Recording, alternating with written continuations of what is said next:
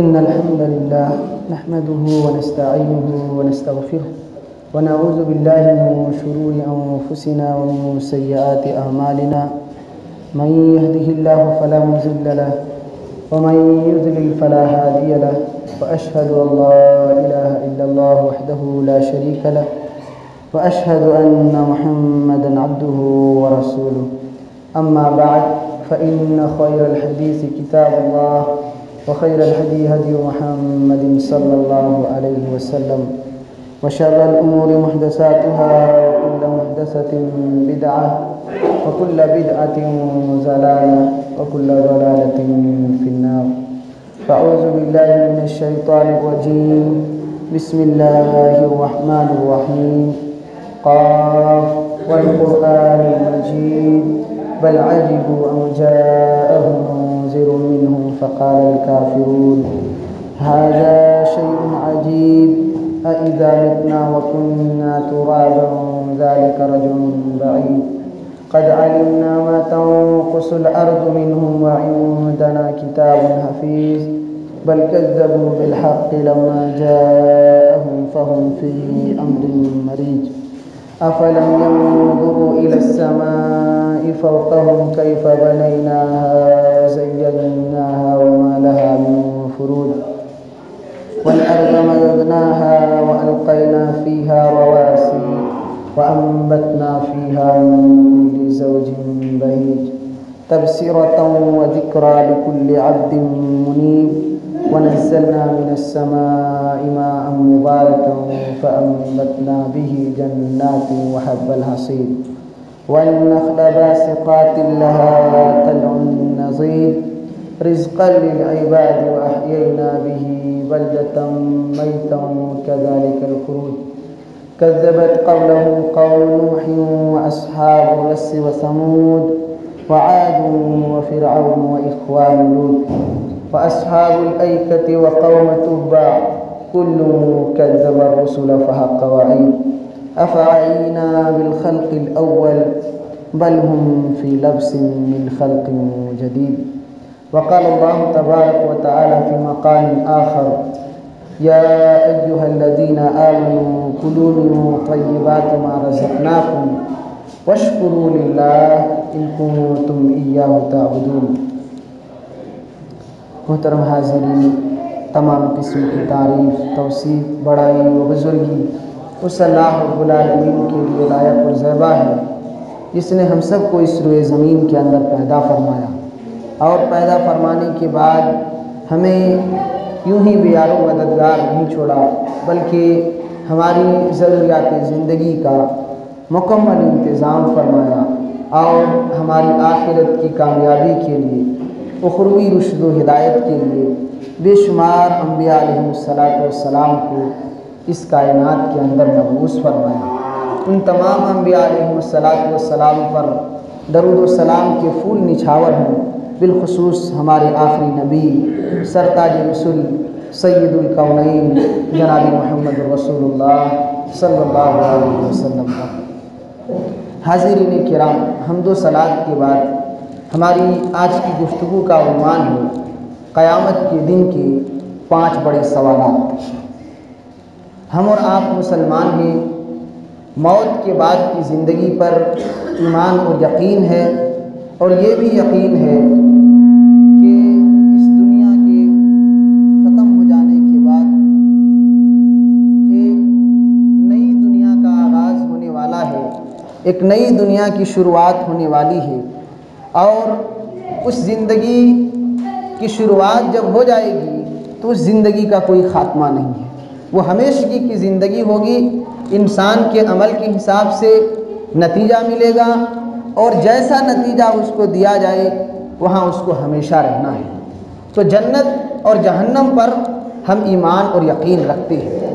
تو اس سے پہلے قیامت کا دن آئے گا جس دن ہمارے زندگی کے سارے ریکارڈ اللہ رب العالمین خود ہمارے سامنے پیش کریں گے، اور ہم خود یہ کہیں گے کہ اس میں کوئی کمی زیادتی نہیں ہوئی ہے. اور پھر اللہ تعالیٰ ہم سے اقرار لینے کے بعد انہی اعمال کی بنیاد پر ہمارا فیصلہ فرمائے گا کہ ہم کس نتیجے پر پہنچے ہیں اس دنیا میں رہ کر کے. اللہ تعالیٰ وہ فیصلہ سنائے گا قیامت کے دن انصاف کی ترازو کو قائم کرتے ہوئے۔ تو اس دن اللہ رب العالمین جہاں کئی سوالات ہم سے کریں گے ہماری زندگی کے بارے میں، ہماری زندگی کے اعمال کے بارے میں، ہمارے کاروبار کے بارے میں، ہمارے بال بچوں کے بارے میں اور دیگر دنیاوی جو معاملات تھے، اس سلسلے میں جہاں ہم سے سوالات کیے جائیں گے، 5 بڑے سوالات حدیث کہتی ہے انسان سے کیا جائے گا۔ اور یہ ایسے سوالات کہ انسان ٹس سے مس نہیں ہو سکتا بارگاہ الہی سے۔ اللہ تعالیٰ اگر سوال کر لے تو انسان ہل نہیں سکتا جب تک کہ ان 5 سوالات کے وہ جوابات پیش نہ کرے۔ بظاہر اگر ہم پیش کریں گے تو لگے گا چھوٹے چھوٹے سوالات ہیں۔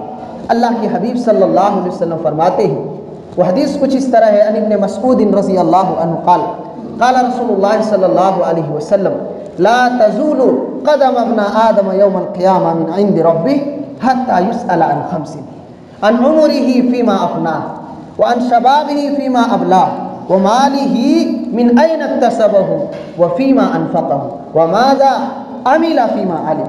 یہ 5 سوالات ہیں، ایک ایک کی مختصر تفصیل اور توضیح ہم آپ کی خدمت میں پیش کریں گے۔ حضرت عبداللہ ابن مسعود رضی اللہ عنہ مشہور صحابی ہیں نبی اقدس صلی اللہ علیہ وسلم کے، وہ فرماتے ہیں کہ نبی صلی اللہ علیہ وسلم نے ارشاد فرمایا قیامت کے دن لا تزول قدم ابن آدم، انسان کا قدم ہل نہیں سکتا، انسان ٹس سے مس نہیں ہو سکتا جب اللہ تعالیٰ اس سے سوال و جواب کی شروعات کرے گا، حتی یسأل عن 5، یہاں تک کہ اللہ تعالیٰ ان سے 5 سوالات کرے گا، اس کے بارے میں 5 سوالات ان سے کیے جائیں گے، تب جا کر کے اگر صحیح جواب ہے تو انسان آگے بڑھ سکتا ہے، اگر جوابات میں پھنستے جا رہا ہے تو اس کی تباہی سے اسے کوئی بچا نہیں سکتا۔ سب سے پہلا سوال عن عمرہ فیما افناہ، یہ جو 50، 60 اور 70 سالہ زندگی ہم نے تمہیں عطا کی تھی، یہ زندگی کہاں گزاری؟ آج ہم یہ کہتے ہیں خالی وقت جب رہتا ہے کہ چلو موج مستی کرتے ہیں، کوئی برائی کر لیتے ہیں، فلمیں دیکھ لیتے ہیں، 3 گھنٹہ گزر جائے گا، 2.5 گھنٹہ گزر جائے گا، فالتو کے بکواس لگا دیتے ہیں، صبح سے شام گزر جاتی ہے۔ یہ معمولی زندگی کا حصہ نہیں ہے۔ قیامت کے دن اللہ کے یہاں جواب دینا ہے۔ اللہ نے یہ زندگی دی تھی یوں ہی ضائع اور برباد کرنے کے لیے نہیں، بلکہ ہماری زندگی کی بہتری کے لیے کہ ہم ان زندگی کے بہترین اوقات کو اچھے سے اچھے کاموں میں صرف کریں، زندگی کے ان ایام کو اللہ کی عبادت میں لگائیں۔ ہم یہ کہتے ہیں کہ زندگی ہے کسی طریقے سے گزرنے دیجئے، میرے بھائیوں اللہ تعالیٰ سوال کرے گا۔ اگر آپ برائیوں میں گزار رہے ہیں، اگر اللہ کی نافرمانی میں گزار رہے ہیں، اگر حرام کمانے اور حرام کھانے میں گزار رہے ہیں تو آپ سوچیں کیا جواب دیں گے اللہ کی، کیا جواب دیں گے؟ اور یہ بھی یاد رکھیے کہ یہ دنیا کا معاملہ نہیں ہے، انصاف کی عدالت قائم ہوگی۔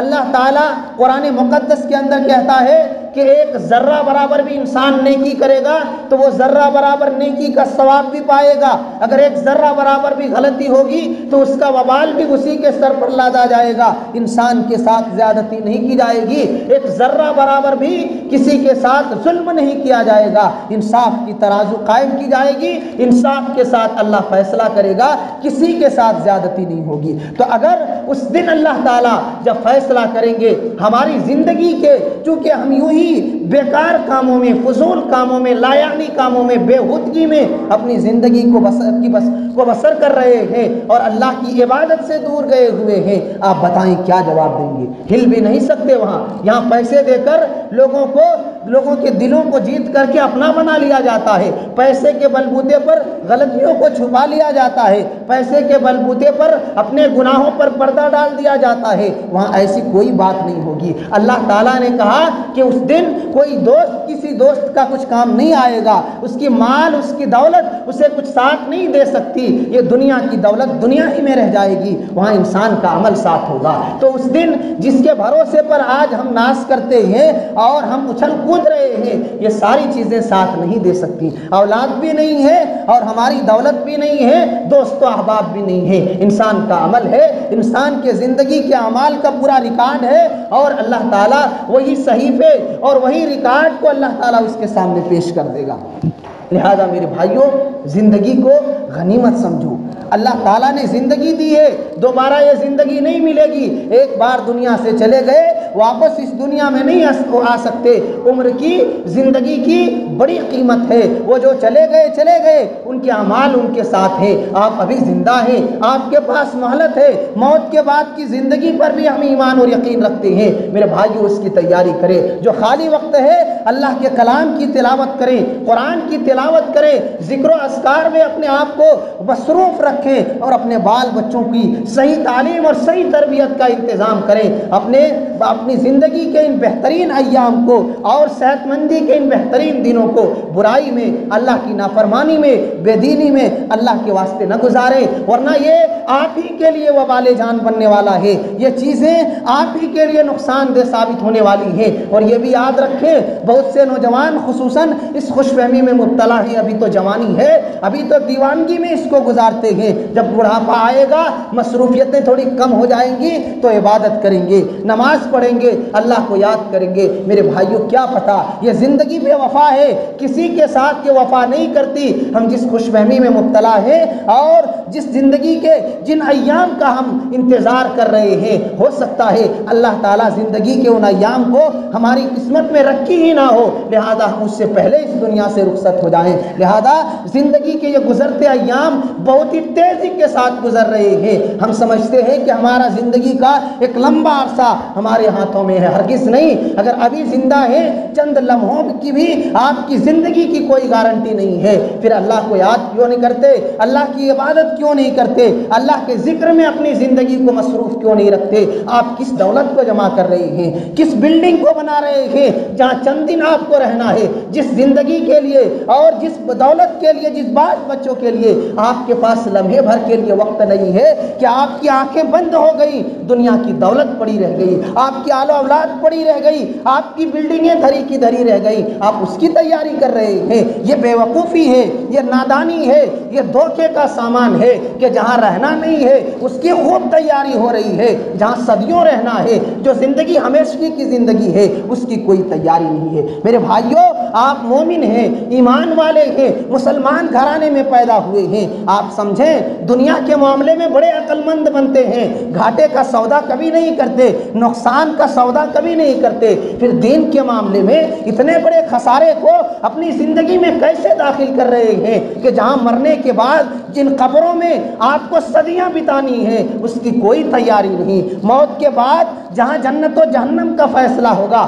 ہمیشہ رہنا ہے, اس کی کوئی تیاری نہیں. میرے بھائیوں کچھ تو سوچو کہ یہ زندگی کیا کریں گے اس میں آپ دنیا کما کر کے. دنیا کی دولت آپ کے پاس رہی ہے, آپ غور کریں کہ آپ کے والدین خود آپ کے لیے تیاری کر رہے تھے کچھ سالوں پہلے, وہ چلے گئے, اب آپ اپنے بال بچوں کی تیاری کر رہے ہیں لیکن اپنی فکر نہیں کر رہے ہیں, اپنی تیاری نہیں کر رہے ہیں. یاد رکھیں یہ دنیا کی زندگی بڑی مختصر ہے. ایک شاعر نے بڑی بہترین بات کہی ہے, شاعر کہتا ہے بڑی ہی مختصر تاریخ دور زندگانی ہے, بڑی ہی مختصر تاریخ دور زندگانی ہے, کسی کی گود میں آنا, کسی کے دوش پہنچانا. یہ انسان کی زندگی کی پوری تاریخ ہے کہ ماں کی گود میں آتے ہیں, پیدائش ہوتی ہے, ماں کی گود میں ہم آتے ہیں, اور ماں کے گود کے بعد یہ بچپن کی زندگی, یہ جوانی کا سنہرا دور, اور پھر کب بڑھاپے کی دہلیز میں قدم رکھتے ہوئے دوسروں کے کندھوں کے سہارے قبر تک پہنچ جاتے ہیں. انسان کو احساس تک نہیں ہوتا, انسان کو پتہ بھی نہیں چلتا,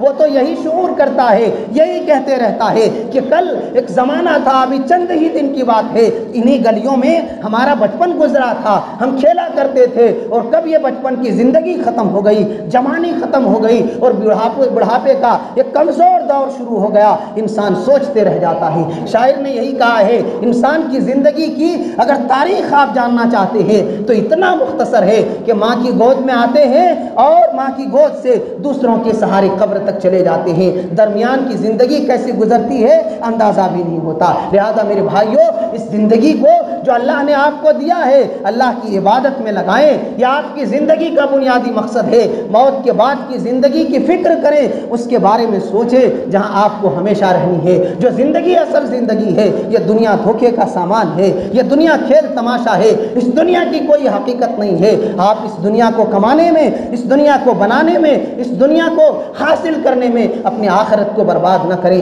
دنیا لوگوں کو کمانے دیجئے, آپ آخرت کمائیے جہاں ہمیشہ رہنا ہے, جو ہمیشہ کی زندگی ہے. یہاں اگر آپ روکھی سوکھی روٹی کھا کر کے اگر جی بھی گئے, مرنے کے بعد اگر آرام مل گیا الحمدللہ, بڑی خوشی کی بات ہے کہ جہاں آرام چاہیے, جہاں ہمیشہ رہنی ہے, اس زندگی میں اللہ نے آرام دے دیا. لیکن یہاں آپ محلوں میں راج کر رہے تھے, یہاں آپ کروڑ پتی اور ارب پتی تھے, ڈھیر ساری بلڈنگیں تھیں آپ کے نام پر, زمینیں لمبی چوڑی تھیں آپ کے نام پر, بڑی بڑی تجارتیں تھیں آپ کے نام پر, یہ ساری دولتیں تھیں, ساری دنیا کی نعمتیں تھیں. لیکن موت کے بعد اس اندھیر کوٹھری میں جب اللہ عذاب کے فرشتوں کو نازل کرے گا اور قبر میں جب آپ کو دبوچا جائے گا, کون ساتھ دیں گے, کون ساتھ دیں گے؟ جہاں ایک غریب سونا ہے مرنے کے بعد, اے میرے دوستوں, میرے بھائیوں, میرے بزرگوں, وہاں چاہے آپ جتنا دولت مند ہیں, آپ کو بھی قبر کی اسی مٹی میں اور کفن کے انہی کپڑوں میں آپ کو بھی سونا ہے, اور وہ ہمیشہ کی زندگی ہے. اس کی فکر کریں, اس کی تیاری کریں. اللہ کے نبی صلی اللہ علیہ وسلم صحابہ کرام کو کیسی تربیت کرتے تھے, کیسی نصیحتیں کیا کرتے تھے. صحیح بخاری کی ایک روایت پیش کرتا ہوں. آپ فرماتے ہیں, عبداللہ ابن عمر رضی اللہ عنہ چھوٹے صحابی ہیں, بچے ہیں, ان کے کندھے کو پکڑ کر کے فرماتے ہیں, کن فی الدنیا کانک غریب, اے بچے دنیا میں ایسے رہو جیسے ایک اجنبی انسان رہتا ہے. ایک اجنبی انسان رہتا ہے. ہم اگر کسی اجنبی شہر میں جاتے ہیں, کسی سے زیادہ بات نہیں کرتے, کسی سے زیادہ لمبی چوڑی گفتگو نہیں کرتے, بحث و مباحثہ نہیں کرتے, الجھتے نہیں ہیں. ہم یہ کہتے ہیں کہ یہاں اجنبی شہر میں جس کام کے لیے آئے ہیں, کسی طریقے سے آسانی کے ساتھ وہ ہمارا کام بن جائے. اللہ کے رسول نے ایک دوسری مثال دی, او عابر السبیل, یا مسافر کی طرح رہو. جب ہم سفر میں نکلتے ہیں تو ایسی گاڑیوں کا انتخاب نہیں کرتے ہیں جو ہماری منزل کے علاوہ دوسری روٹ میں جانے والی ہو. ایسے ہی لوگوں سے الجھتے نہیں ہیں, ان گاڑیوں کو چھوڑتے نہیں ہیں جو ہماری منزل کی طرف جاتی ہیں. انسان یہ فکر کرتا ہے آسانی کے ساتھ یہ سفر طے کر لوں اور منزل مقصود تک پہنچ جاؤں. حدیث یہی اشارہ کرتی ہے کہ اے مومنوں, اے لوگوں, اس دنیا میں اسی طریقے سے جیو کہ دنیا میں لوگوں سے زیادہ الجھنا نہیں ہے, دنیا کے جھمیلوں میں زیادہ پھنسنا نہیں ہے, دنیا کی دولت, دنیا کی نعمت اور دنیا کی ترقی میں اپنے آپ کو برباد نہیں کرنا ہے, اپنے وقت کو ضائع نہیں کرنا ہے, اپنے مقصد کو نہیں بھولنا ہے. ہمارا اصل مقصد, اصل ٹارگیٹ آخرت میں جنت کو حاصل کرنا ہے, جنت کی نعمتوں کو پانا ہے. اس دنیا میں رہ کر بھی ہماری نگاہ جنت پر رہے گی کہ کون سا ایسا راستہ ہے, کون سا ایسا عمل ہے, کون سی ایسی راہ ہے, کون سا ایسا کام ہے جس کو کر جس میں چل کر ہم جنت کو آسانی کے ساتھ حاصل کر سکتے ہیں. لہذا میرے بھائیوں, اسی راہ پر چلیں جو جنت کی طرف جاتی ہو, وہی کام کریں جو اللہ کی رضامندی والے کام ہوں, اور ان تمام کاموں سے اپنے آپ کو بچائیں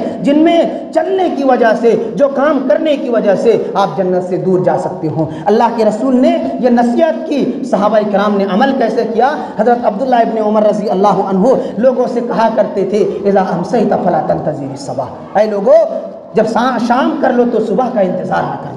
مطلب یہ ہے کہ تمہاری زندگی کی کوئی گارنٹی نہیں, زندگی کا کوئی بھروسہ نہیں, اس لیے اللہ نے اگر شام کرنے کی توفیق دے دی تو شام تک اتنی عبادت کر لو, اللہ کو اتنا یاد کر لو, نمازیں اتنی پڑھ لو, اللہ کے ذکر سے اپنی زندگی کو اس قدر معمور کر لو کہ اگر صبح سے پہلے تمہیں اس دنیا سے رخصت ہونی پڑے تو تمہیں کوئی غم نہ ہو, تمہیں کوئی افسوس نہ ہو, قبر کی زندگی تمہاری شاندار ہو, آخرت کی زندگی تمہاری روشن ہو. تو یہ تیاری ہونی چاہیے. اور اگر اللہ کی توفیق سے, اللہ کے فضل سے تم صبح کر لو تو شام کا انتظار نہ کرنا, کہ زندگی کی کوئی گارنٹی نہیں, زندگی کا کوئی بھروسہ نہیں. اور اگر اللہ نے صحت دی ہے تو بیماری سے پہلے صحت کو غنیمت سمجھو, اور تندرستی میں, صحت مندی میں اللہ کو یاد کر لو, اللہ کی عبادت کر لو, پابندی کے ساتھ نماز پڑھ لو. ورنہ جب کمزوری کے دن آئیں گے آپ گھٹ گھٹ کر مریں گے کہ کاش ایک مرتبہ مسجد تک جانے کی اللہ توفیق دے دیتا, کہ مسجد مسجد کا نظارہ دیکھتا، لوگوں کی تعداد کو دیکھتا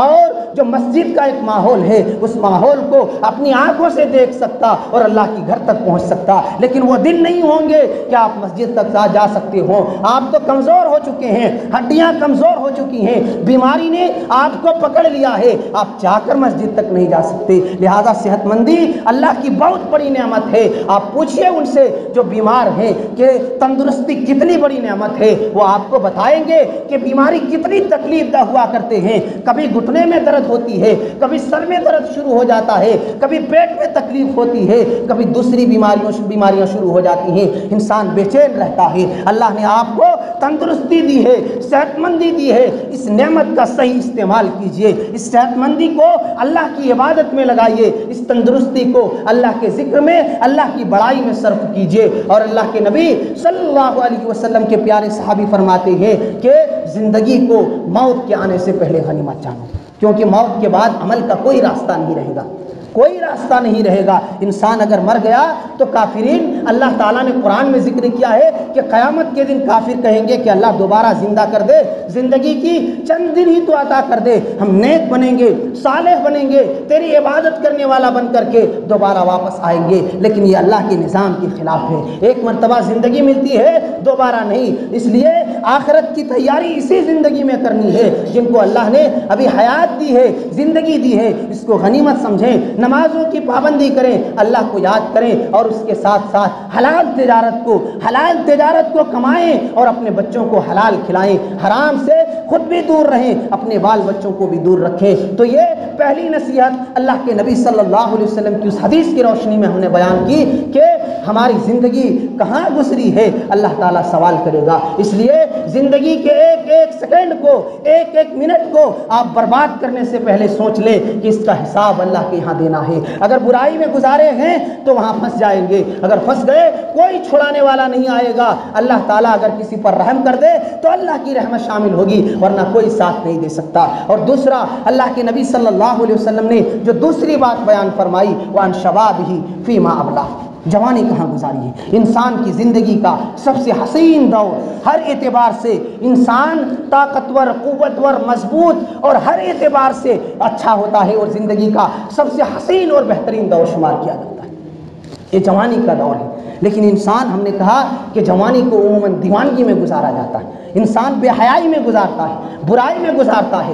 انسان یہ سمجھتا ہے بعد میں یاد کیا جائے اللہ کو، بعد میں اللہ کی عبادت کی جائے۔ نہیں میرے بھائیوں، زندگی کا کوئی بھروسہ نہیں۔ یہ جوانی اللہ کی زندگی، اللہ کی دی ہوئی نعمتوں میں سب سے بہترین دور ہے، اور اللہ تعالیٰ خصوصی طور پر قیامت کے دن اس زندگی کے اس حصے کے بارے میں سوال کرے گا کہ جوانی کہاں گزاری تھی، اللہ کی عبادت میں، اللہ کی یاد میں، یا اللہ کی نافرمانی میں۔ اسی لیے حدیث کہتی ہے کہ قیامت کا دن جب اتنا خطرناک ہوگا تو اللہ کا ایک ایسا نوجوان بندہ جس نے اپنی نوجوانی کی زندگی کو، جس نے اپنی جوانی کو اللہ کی عبادت میں لگائی ہوگی، اللہ تعالیٰ اس دن اتنے پریشان کن حالت میں اس کو اپنی رحمت کے سائے تلے جگہ دے گا۔ کون سا دن؟ قیامت کا دن، جس کے بارے میں ہم نے پچھلے خطبات میں ذکر کیا تھا کہ سورج بالکل قریب آ جائے گا، انسان نفسی کے عالم میں ہوں گے، کوئی کسی کا پرسان حال نہ ہوگا۔ ایسی صورت میں اللہ کے کچھ ایسے بندے ہوں گے جو سکون کے ساتھ، آرام کے ساتھ اللہ کی رحمت کے سائے تلے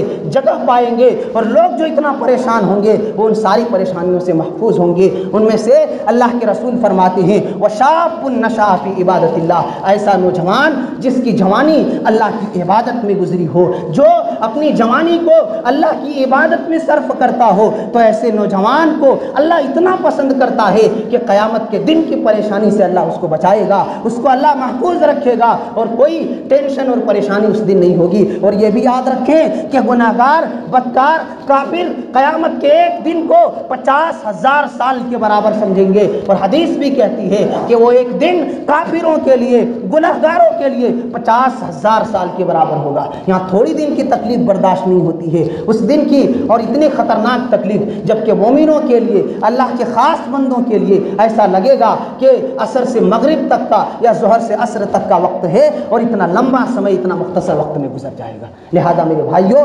جوانی اللہ کی دی ہوئی بہت بڑی نعمت ہے، ابھی ہڈیاں مضبوط ہیں، خون تازہ ہے، طاقت و قوت میں بھرپور ہے، اللہ کو یاد کریں، اللہ کو راضی کرنے کی کوشش کریں۔ زندگی کب بے وفائی کر جائے نہیں کہہ سکتے ہیں، اس لیے اللہ کو یاد کریں۔ تیسری بات، اللہ کے رسول فرماتے ہیں انسان قیامت کے دن اللہ کی بارگاہ سے ہل نہیں سکتا جب تک کہ وہ یہ بھی نہ بتا دے وَمَالِهِ مِنْ أَيْنَ اكْتَسَبَهُ، مال کہاں سے کمایا ہے۔ آج ہمارے اکثر لوگوں کی یہ حالت ہے، یہ مزاج بن چکا ہے کہ مال آنا چاہیے، کہاں سے آ رہا ہے، کون دے رہا ہے، حلال ہے یا حرام ہے، کوئی پرواہ نہیں، ہمیں مال چاہیے، ہمیں دولت چاہیے۔ میرے بھائیو یاد رکھیں، کیا جواب دیں گے آپ اللہ کے یہاں؟ کیا جواب دیں گے اللہ تعالیٰ جب سوال کرے گا کہ میرے بندے، میں نے تجھے طاقت دی تھی، قوت دی تھی، ہاتھ پاؤں تیرے سلامت تھے، لیکن پھر بھی تو نے یہ جو مال کمائے ہیں حلال طریقے سے نہیں بلکہ حرام طریقے سے کمائے ہیں، آج میں تیرے ساتھ کیا برتاؤ کرنے والا ہوں؟ میرے بھائیوں، اللہ تعالیٰ قیامت کے دن سوال کریں گے کہ میں نے مال کہاں سے کمایا ہے۔ لہذا آپ تجارت کو حلال رکھیے، مال جب بھی کمائیے حلال طریقے سے، حرام طریقوں سے بچیے، ورنہ اللہ تعالیٰ کے یہاں آپ جواب نہیں دے سکتے، اور اگر جواب نہیں دے سکتے تو آپ کی بربادی سے آپ کو کوئی بچا نہیں سکتا۔ لہذا میرے بھائیوں، اپنی کمائی کو پاک کیجئے۔ اللہ تعالیٰ نے تمام مومنوں کو یہ حکم دیا ہے، یا ایھا الذین آمنو، اے مومنو، اے ایمان والو، کلوا من طیبات ما رزقناکم، اللہ تعالیٰ نے جو پاک چیزیں، حلال چیزیں تمہیں دی ہیں اسی کو کماؤ، اسی کو کھاؤ، اور وہی رزق تم حاصل کیا کرو۔ حرام کمائی سے، حرام کھانے سے، بال بچوں کو حرام کھلانے سے اپنے آپ کو بچاؤ۔ واشکروا للہ، اور اللہ جو کچھ تمہیں نعمت دے، جو کچھ تمہیں روزی دے، حلال روزی، اللہ تعالیٰ کا شکر ادا کرو۔ تم اللہ تعالیٰ کو گالی گلوچ مت کرو، اللہ تعالیٰ کے بارگاہ میں جزا فضا مت کرو کہ فلاں کو لاکھوں میں دے رہا ہے اللہ اور مجھے غریب بنایا ہے۔ نہیں، اللہ نے جس حال میں رکھا ہے اللہ کا شکر ادا کرو، اور اللہ تعالیٰ کی دی ہوئی حلال روزی میں صبر کرو، قناعت کو اختیار کرو، اس میں ہمارے اور آپ کے لیے فائدہ ہے۔ اللہ کے حبیب فرماتے ہیں کہ ایک زمانہ آئے گا، لَيَأْتِيَنَّ عَلَى النَّاسِ زمان لا يُبَالِ الْمَرْءُ بِمَا أَخَذَ الْمَالَ أَمِنْ حَلَالٍ أَمْ مِنْ حَرَامٍ، کہ لوگوں میں ایک زمانہ آئے گا، ایک دور آئے گا، لوگ یہ پرواہ نہیں کریں گے کہ ہمارا مال حلال طریقے سے آیا ہے یا حرام طریقے سے آیا ہے، وہ صرف مال کو جمع کرے گا لیکن حلال اور حرام کو نہیں دیکھے گا۔ میرے بھائیوں، ہمارے معاشرے کی یہ حالت ہے، آج لوگ ہر اعتبار سے گھوس کھاتے ہیں، سود لیتے ہیں، لوگوں کے مال کو غصب کر لیتے ہیں، لوگوں کو دھوکہ دیتے ہیں اور جھوٹ کے ذریعہ مال کماتے ہیں۔ یہ ساری چیزیں حرام ہیں، یہ ساری کمائی حرام کی کمائی ہے، اور اس سے آپ دنیا کی بڑی سے بڑی دولت تعمیر کر لیں لیکن اللہ کے یہاں پکڑے جائیں گے، اللہ کے یہاں عذاب سے دوچار ہوں گے۔ لہذا اس عذاب سے بچنے کی فکر کریں، دنیا میں جھوپڑی میں زندگی گزار دیں، آپ کے ان محلوں سے بہتر ہے جو حرام کمائی سے آپ نے تعمیر کی ہو۔ وہ مال کس کام کی کہ جو ہمارے ایمان کو برباد کر دے، ہماری آخرت کو برباد کر دے، وہ محل ہماری کسی کام کی نہیں ہو سکتی۔ لہذا لاکھ گنا، کروڑ گنا بہتر ہے وہ جھوپڑی کی زندگی، وہ چھپر والی زندگی جو حلال کمائی سے تعمیر کی گئی ہو، کیونکہ اس میں سکون ہے، اس میں اللہ کی عبادتوں کی قبولیت کا اعلان ہے، اور ان زندگی میں حرام کی ترقی میں ہماری بربادی کا اعلان ہے۔ لہذا میرے بھائیوں، کہاں ہم دولت کماتے ہیں یہ یاد رکھیں، حلال ذرائع سے اپنی دولت کو حاصل کریں، حلال تجارت کریں، حرام کمائی سے بچیں۔ اور چوتھا سوال یہ ہوگا وَفِيمَا أَنفَقَهُ،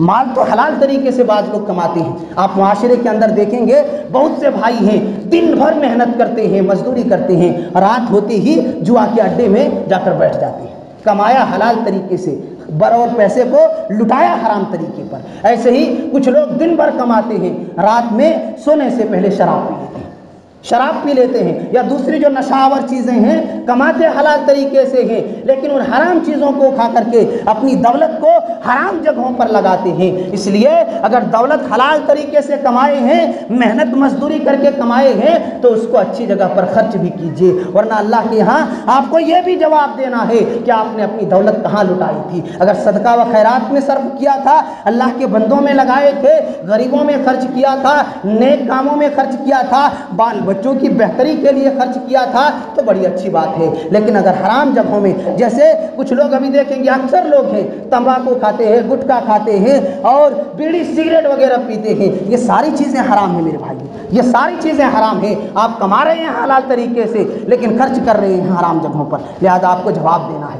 قیامت کے دن آپ جواب دیں گے، اور جواب اگر نہیں دے سکتے، اور یقیناً نہیں دے سکتے کیونکہ آپ کو معلوم ہے یہ چیزیں حرام ہے، یہ جگہ جہاں استعمال کر رہی ہیں اپنی دولت کو، یہ دولت کی یہ جگہ حرام کی ہے، لہذا آپ جواب نہیں دے سکتے، لہذا آپ ان حرکتوں کو، ان عملوں کو، ان چیزوں کو چھوڑیں، ورنہ قیامت کے دن کہیں آپ پھنس نہ جائیں۔ ہمارا کام بتانا تھا، ہمارا کام خبردار کرنا تھا۔ آپ اپنی تیاری کی فکر کریں، موت کے بعد کی زندگی کی فکر کریں، وہاں آپ کو اکیلا رہنا ہے، اکیلا جواب دینا ہے۔ اگر آپ کا عمل ساتھ نہیں ہے، کوئی آپ کے ساتھ نہیں ہو سکتے۔ اور پانچویں چیز جو خصوصاً ہمارے لیے بھی ہے اور تمام عوام کے لیے ہے، جو دین کی باتیں سنتے ہیں، دین کی باتیں جانتے ہیں، اللہ کے رسول فرماتے ہیں وَمَاذَا عَمِلَ فِيمَا عَلِمَ، تمہارے پاس جو علم تھا اس علم کے مطابق تم نے عمل کتنا کیا۔ ہمارے پاس ڈھیر ہزاروں لاکھوں مسائل ہم سنتے ہیں، دیکھتے ہیں، سمجھتے ہیں، لیکن جب عمل کی باری آتی ہے تو پیچھے آ جاتے ہیں۔ لہذا ہم جتنی باتیں سنتے ہیں اگر اس پر عمل نہیں کر رہے ہیں، قیامت کے دن اللہ تعالیٰ یہ بھی پوچھے گا، جانکاری تمہارے پاس اس کی بھی تھی، یہ بھی تم جانتے تھے، نماز نہیں پڑھیں گے تو گناہ ہوگا۔ نماز پڑھنا ایک مومن کی پہچان ہے، نماز چھوڑنا ایک کافر کی علامت ہے، پھر بھی تم نے نماز نہیں پڑھی، پھر بھی تم نے اللہ کی عبادت نہیں کی، وہاں کیا جواب دیں گے؟ ہمیں معلوم ہے نماز پڑھنا چاہیے، نماز کی فضیلت پر ڈھیر ساری دلیلیں ہیں، نماز چھوڑنے پر ڈھیر ساری وعیدیں ہیں، ان ساری چیزوں کو سنے ہیں، ساری چیزوں کو جانتے ہیں، لیکن پھر بھی نماز نہیں پڑھتے۔ ایک موٹی سی مثال، تو ہم جان کر بھی، علم رکھنے کے بعد بھی اس پر عمل نہیں کرتے، لہذا ہماری بربادی سے ہمیں کوئی نہیں بچا سکتا۔ میرے بھائیوں، تمام باتوں کا جو خلاصہ ہے، کہنے کی جو بات ہے وہ یہ ہے کہ قیامت کا دن بڑا ہولناک دن ہوگا۔ اس دن انسان کے عمل کے حساب سے اس کا نتیجہ طے ہوگا، اور سب سے پہلا سوال حدیث کہتی ہے انسان کے عمل کے بارے میں جو ہوگا، انسان کے حقوق اللہ کے بارے میں جو ہوگا وہ نماز کے بارے میں ہوگا۔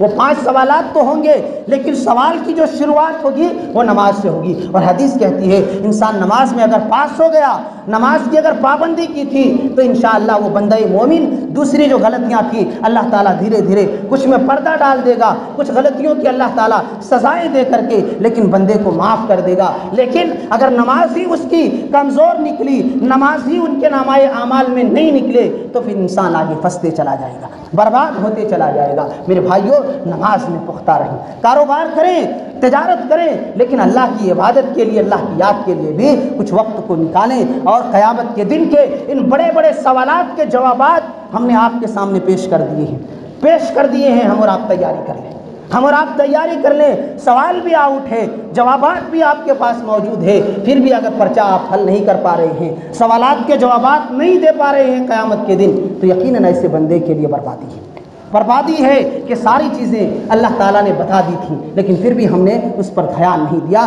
توجہ نہیں کی۔ لہذا میرے بھائیوں، یہ زندگی بڑی مختصر ہے، بڑی قیمتی زندگی ہے، اللہ ایک ہی مرتبہ زندگی دیتا ہے۔ اللہ کو یاد کریں، اللہ کی عبادت کریں، گناہوں سے توبہ کریں اور اللہ کے دین سے جڑ جائیں، اللہ تعالیٰ کی عبادت میں وقت لگائیں، نمازوں کی پابندی کریں، کہ یہی آپ کی ترقی کا سب سے بہترین اور سب سے اچھا راستہ ہے۔ آپ اللہ کی عبادت سے جڑے رہیں گے، اللہ آپ کی مدد میں لگا رہے گا، اور اگر اللہ کی مدد آپ کے ساتھ ہو تو انشاءاللہ دنیا میں مشکلات سے، پریشانیوں سے، تکلیفوں سے اور بے روزگاری سے، ساری چیزوں سے آپ محفوظ رہیں گے۔ اللہ اپنے حفظ و امان میں آپ کو رکھے گا۔ لہذا اللہ کی عبادت کریں، اللہ کی عبادت ہماری ترقی کی دلیل ہے۔ اللہ تعالیٰ سے دعا ہے کہ اللہ تعالیٰ قیامت کے دن کے آنے سے پہلے اس مختصر سے زندگی میں زیادہ سے زیادہ اعمال خیر کو جمع کرنے کی توفیق عطا فرما۔ پروردگار عالم، جو کچھ ہم ٹوٹی پھوٹی عبادتوں کو انجام دے رہے ہیں، اللہ تعالیٰ اس میں مداومت اور ہمیشگی اختیار کرنے کی توفیق عطا فرما۔